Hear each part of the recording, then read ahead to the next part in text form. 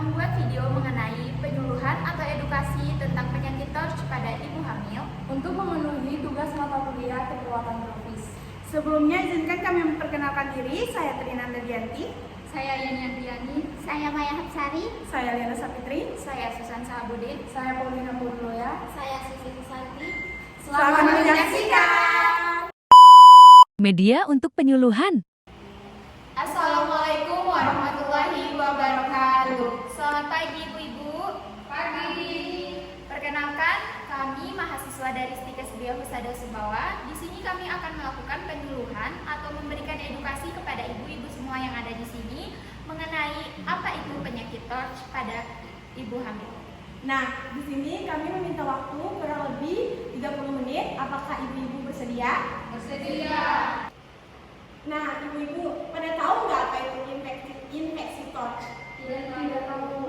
Nah, TORCH ini merupakan singkatan dari Toxoplasma gondii yang disebabkan oleh virus. Virus ini ada beberapa macam, yaitu ada rubella, ada CMV, ada herpes simplex atau HSV. Nah, ada pun masalah-masalah yang ditimbulkan seperti kesuburan wanita dan pria yang menyebabkan sulit terjadinya kehamilan. Nah, di sini juga bisa menyebabkan keguguran dan mengancam keselamatan janin yang akan dilahirkan pada bayi, atau bisa jadi bayi tersebut akan lahir cacat, ibu-ibu. Nah, udah tahu nggak penyebabnya ini apa? Belum. Nah, di sini saya akan menjelaskan penyebabnya ya. Penyebabnya itu yang pertama, ada hewan yang ada di sekitar kita seperti kucing, ayam, burung, tikus, kambing, sapi, dan lainnya yang mengandung virus parasit di dalam darah atau kotoran. Seperti misalnya ibu-ibu ada yang melihara kucing nggak di rumah? Ada. Nah, kan kucing itu kita tidak tahu kalau mungkin ibu-ibu kucingnya itu ditaruh di kandang, mungkin kita bisa mengetahui atau memantau dia 24 jam. Tapi kalau kucing liar, kita tidak tahu dia dari mana, habis dari mana, pegang kotoran atau makan kotoran apa. Nah, nanti kucing tersebut kayak memegang benda di dalam rumah ibu, terus ibu juga mengambil benda yang dipegang kucing itu, bisa terjadi infeksi TORCH ini pada ibu. Nah, jadi jagalah kebersihan ya ibu. Nah, ada juga infeksi ini bisa juga disebabkan oleh kotoran kucing atau kotoran hewan yang tadi yang di tanah. Misalnya ibu menyapu. Nah, ibu menyapu, ada kotoran itu kan kita tidak lihat ya, tidak tahu itu kotoran apa, kita pegang atau itu bisa kita hirup, itu bisa terjadi infeksi juga. Nah, kotoran hewan juga bisa terbang bersama lalat. Nah, sekarang kan musim hujan. Nah, banyak lalat kan di rumah itu kan. Nah, lalat itu kita tidak tahu ada yang dari sampah atau dari pembuangan sampah yang besar itu, lalat menghingga ke rumah kita. Terus kalau ada makanan-makanan itu ditutup ya ibu-ibu, jangan ditaruh sembarangan. Yang pertama, virus ini menular pada keturunan, misalnya ibu hamil ke bayi yang dilahirkannya nanti. Misalnya ibu sudah tertular ke anaknya, nanti lahir bisa jalan cacat, bisa juga keguguran. Nah, yang kedua yaitu menular oleh pasangan suami atau istri. Nah, bisa juga ini menular, misalnya suami terkena virus tersebut menular ke istri melalui hubungan seksual. Nah, yang ketiga yaitu menular melalui air liur. Nah, kan kucing ada air liurnya nih. Nah, siapa tahu kita suka kucing atau ada air liurnya itu bisa juga menular lewat air liur kucing, keringat, air kencing, darah, dan air susu ibu. Nah, begitu ibu-ibu. Selanjutnya akan dijelaskan oleh teman saya. Oke, baik ibu-ibu. Di sini kan ada leaflet masing-masing. Silakan dilihat ya ibu-ibu. Di situ ada tanda dan gejala.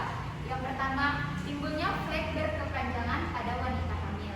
Jadi kalau misalnya ibu-ibu mengalami flek itu, silakan langsung periksa atau ngecek ke puskesmas atau rumah sakit terdekat.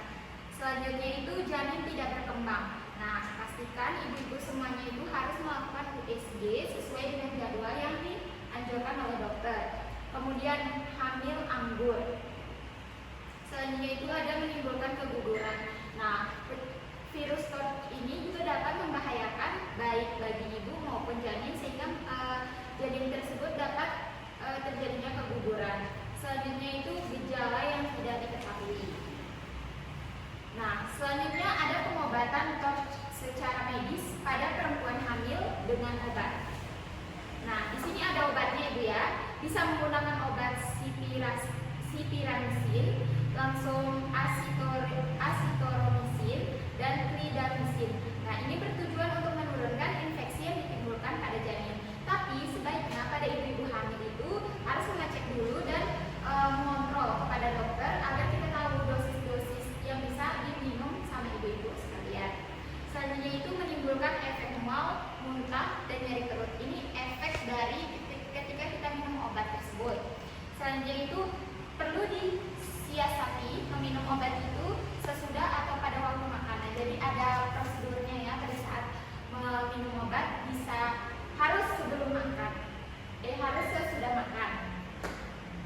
Nah, di sini ada pencegahan apa yang bisa kita lakukan ketika ibu-ibu atau teman-teman yang ada di rumah nanti. Kemudian perilaku hidup bersih dan sehat. Jadi harus jaga kebersihan. Kemudian mencuci tangan sebelum makan. Nah, ibu-ibu udah tahu belum sih ada berapa langkah cara mencuci tangan yang baik dan benar? Sudah. Ada berapa ibu-ibu? Nah, hebat ya, ibu-ibu semuanya sudah bisa. Jadi ibu-ibu, cara yang pertama kalau kita melakukan cuci tangan yang baik dan benar itu harus menggunakan sabun. Yang kedua harus cuci tangan di air yang mengalir. Kemudian yang ketiga harus cuci tangan sebelum menyentuh memasak makanan sampai matang. Seperti ada yang suka telur setengah matang nggak? Nah, itu bisa membahayakan janin ibu-ibu. Jadi ada yang masak misalnya daging setengah matang, itu bisa membahayakan ibu-ibu karena daging itu masih banyak kuman atau virus-virus yang ada pada daging tersebut. Jadi harus masak sampai benar-benar matang gitu. Terus hindari hewan-hewan yang bisa menularkan torch seperti yang dijelaskan oleh teman saya tadi. Ada kucing, terus ada sapi, ya lalat segala. Nah, itu bisa membahayakan bagi janin ketika ibu-ibu sedang mengalami kehamilan.